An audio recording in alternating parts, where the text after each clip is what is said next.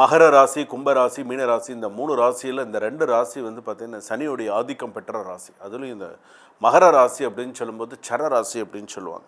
இந்த சர ராசி அப்படின்னு சொல்லும்போது இவங்களுடைய பலன்கள் அப்படின்னு எடுத்துக்கும்போது பணியாற்றும் மனப்பான்மை, பொறுப்புணர்வு அதிகமாக உண்டு. பொறுப்பு அதிகமாக இருக்கும். ஒரு இடத்துல வேலை செய்கிறீங்கன்னா உங்களுக்கு அந்த இடத்துல நிறைய பொறுப்புகள் அதிகம். அதனாலே நீங்கள் கோவப்படுவீங்க. இவன் வேலை செய்யலை, அவன் வேலை செய்யலை, அவன் பண்ணலை, இவன் பண்ணலைன்னு உங்களுக்கு கோபம் தான் அதிகமாக வரும். ஏன்னா உங்களுக்கு அந்த பொறுப்பு உங்ககிட்ட கொடுத்துட்டாங்க பணி இடத்துல. அப்போ உங்களுக்கு கோபம் வரும்.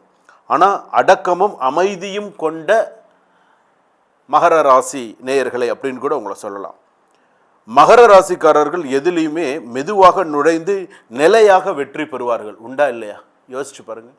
அதாவது இவங்க என்றைக்குமே மெதுவாக நுழைந்து அதே போல் நிலையாக வெற்றி பெறக்கூடிய ராசி உங்கள் ராசி. அந்த அளவுக்கு சக்ஸஸ் பண்ணக்கூடியது.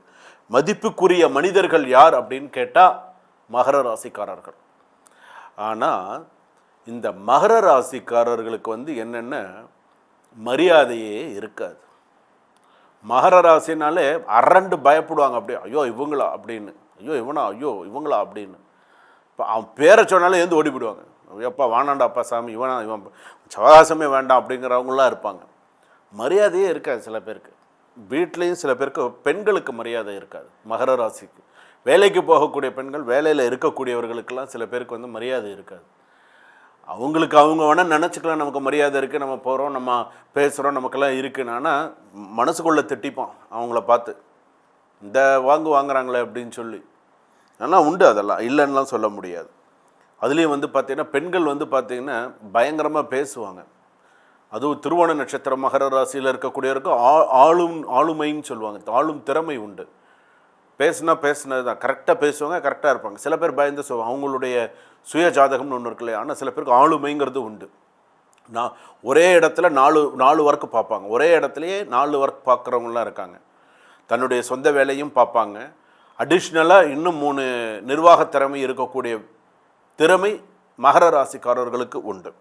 சரிங்க. இவங்களுக்கு குடும்பம் சம்மந்தப்பட்டது. சில பேருக்கு மேரேஜே ஆகாது, சில பேருக்கு திருமணம் ஆகாது. திருமணம் சம்மந்தப்பட்டது அப்படின்னு சொல்லும்போது அவங்களுக்கு நிறைய திருமண தடங்கல்கள் நிறையா இருக்கும்.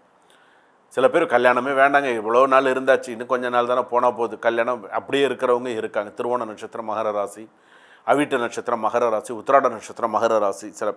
சில பேருக்கு கல்யாணம், குழந்தைகள், அந்த மாதிரி சில பேருக்கு வந்து சிறப்பாக இருக்கக்கூடியவர்கள்லாம் இருப்பாங்க. அதே போல் அடுத்ததாக வந்து பார்த்திங்க அப்படின்னு சொன்னால் இந்த ராசியிலேயே வந்து பார்த்திங்கன்னா குடும்பத்தில் கணவன் மனைவி ஒற்றுமையாக இருக்கக்கூடியவர்கள், அட்ஜஸ்டபிள்டோட சொந்த வீடு, வாகனங்கள் அப்படின்றதுலாம் இருக்கக்கூடியவர்களாக இருப்பாங்க.